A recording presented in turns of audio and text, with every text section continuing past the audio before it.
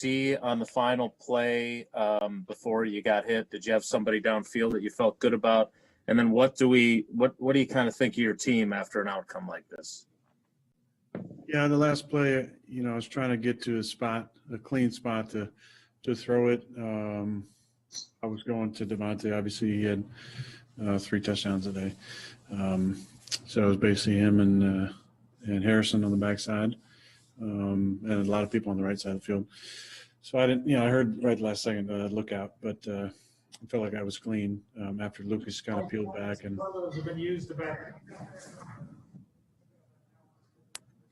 Steve McGargy. I wasn't done yet. Oh, sorry, Aaron. Just somebody needs to mute themselves. Yeah, that's up in the press box. Yeah, sorry, Okay. Go ahead. All right. As far as our team, I don't think we didn't overlook anybody. I don't know if we handled the elements as well as we have in years past. It was obviously cold and windy. And I don't know if we, played with the same type of energy that we needed to. We had fans the last 2 weeks, no fans this week. I don't know if that had something to do with it, but I didn't feel like we played with a lot of energy today. Steve McGargy. All moved the ball all day long, first half and second half. I think there were like 3 or 4 drives in the second half where you got to Minnesota territory and couldn't score. Just what held y'all back in this series that's kind of stalled in Vikings territory, do you think? Or was it a common thread? Penalties? A lot of penalties. Yeah, thank you. 9 for 85 on penalties. Obviously hurt us. Number of holding calls. On strange plays. The game in general very strange. To only have really 2 possessions in the first half is bizarre. I know we scored on, I believe, a 13 and an 18 play drive, but it's just a strange game all around. Obviously there's some things that hurt us, penalties, and then the lack of a penalty. Obviously it was pass interference on the throw to Bobby. Without question, they throw it and pick it up.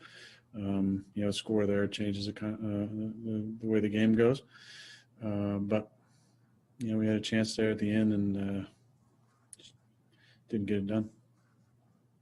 Pete Doherty. Hey, Aaron, does this feel at all like 2016 where you kind of felt like you had to score 30 points and play from ahead to win? I don't know, Pete. I feel like we've had some good productivity on offense.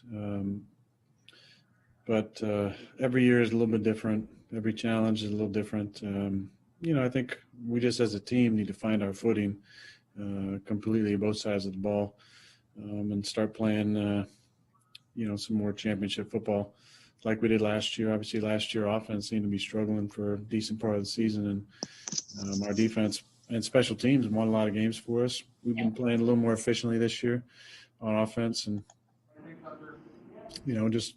today we had some lulls there in the third quarter, which would definitely hurt us.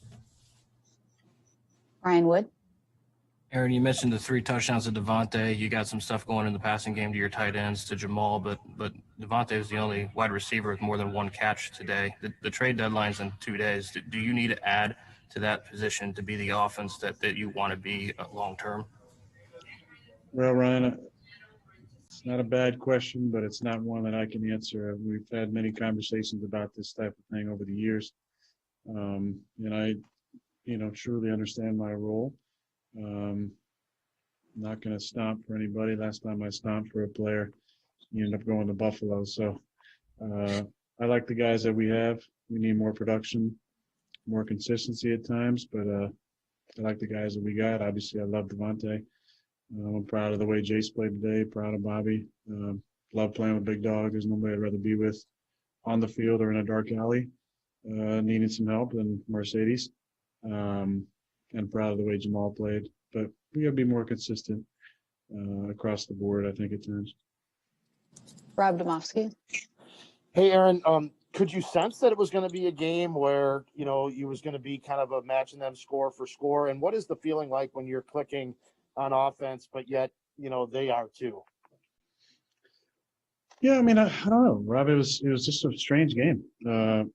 As we have many times this season, we took the opening possession and kind of methodically down the field. It wasn't the prettiest drive. It was 13 plays. and they went down, scored, and then we went 18 plays, and you look up the clock, and there's like, 5 minutes left on the clock, and you're thinking, man, are we going to get this ball back? And we got the ball back with, I think, 25 seconds or 30 seconds or so in the first half, which drive doesn't really count as a one player. Just really strange. Then they, took the ball down and scored. And then we had, a little bit of a lull there in the third quarter, which allowed them to go up 2 scores. Made some plays in the fourth, but, the wind changed. We, took the wind for the fourth and ended up kind of going against the wind back-to-back quarters. So that's the beauty in the December football in Lambeau, is you never know what's going to happen weather-wise. But I don't think we handled it very well. And we got to do a better job next time we're at home and need to beat a team like that. Chancellor Johnson. Hey, Aaron, you talked about how you don't think you guys handled the elements very well. How did you see there was to impact the game? I didn't. It cut out right in the middle. I heard, how did you see? And then it cut out. My fault. So how did you see the elements impact the game? Well, I just think it is a different element in itself, the being cold out there and doing your assignments. I just felt like, I'm going to attribute some of that to maybe dealing with the cold and the mental errors that we had at times. Was just uncharacteristic of our play. So I don't really feel like we're underprepared. So I have to assume that, the elements and the flow of the game had something to do with maybe some of the mental mistakes that we made on the field. Matt Schneidman. Aaron, what did you see on that second to last play where you kind of had to move Jamal and it looked to take about 10 seconds off the clock? Yeah, that's one of those weird things. I was talking to Connor, him and I have had conversations over the years as he was in the analytics department for a long time about that situation. If you snap it, you get the illegal formation, but there's not a 10-second runoff. I was just confused, I think, by the whole thing. It looked like from my vantage point as I moved to the left that not only Bobby, he made a nice catch, but he was face masked, and then there was some sort of knocking of the ball out of his hands. By the time we tried to get set, there was nobody on the right side. So, that's a situation I've never been in. I think if to redo it, you probably just make sure everybody is set, snap it, deal with the 5, and maybe you got 16 seconds on the clock instead of 12. And it might change the way you view kind of that last situation. Bill Huber. Hey, Aaron, personnel-wise, is there anything wrong with the offense that getting 33 and 13 back can't fix? Yeah, that's a good point, Bill. I think that's definitely not helping us. I love the effort that Jamal's given us the last 2 weeks, but we're a better team when we're at full strength, and having 33 and 13 back would be big jumps. I was hoping to get 33 back. I don't know what his status was, if he regressed at all, and I actually have no idea what the short week, if that's going to change things or if that makes them automatically get held from the game. But when we're at full strength, obviously we've been pretty efficient this year, but when we're at full strength, we're really tough, I think. Mark Daniels. Yeah, and kind of going back to that dark alley mentality, are you going to have to take that to a place that, has been difficult for you on Thursday night? Yeah, we've obviously had a couple rough ones there last season.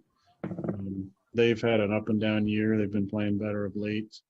I'm not sure. I think they're playing in Seattle today, is it?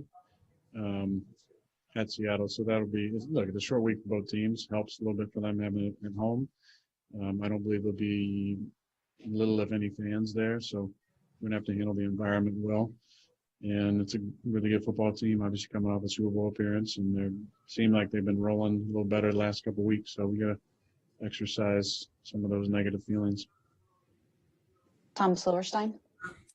Aaron, when you're 5-1, I'm sure Matt can stand up there and tell you you're going to be in a dogfight for the division and all of that. But does it really feel like you're in a dogfight now? Yeah, we always feel like that. The division's tough. We won all 6 last year, but that's pretty rare. It hasn't happened a whole lot in my time here, just because there's so much parity and difficulty in playing teams. And you throw out the records and you try and tell people during the week it doesn't matter. They're 1-5 and we're 5-1. You can't. You got to throw the records out, and it is true. When you're playing Mike Zimmer and that defense, even if they don't have regulars out there, I felt like their plan was very simple. They played cover two, which is not really in his scheme over the years. So many plays today. They didn't want to leave Devontae one-on-one. I think the one time they did, to a touchdown the first drive of the game, and that was about it. So you got to give them credit for sticking with it. I thought we ran the ball pretty well, but their whole plan seemed to be make us go the distance. And, we had a couple drives in the third quarter, which we didn't.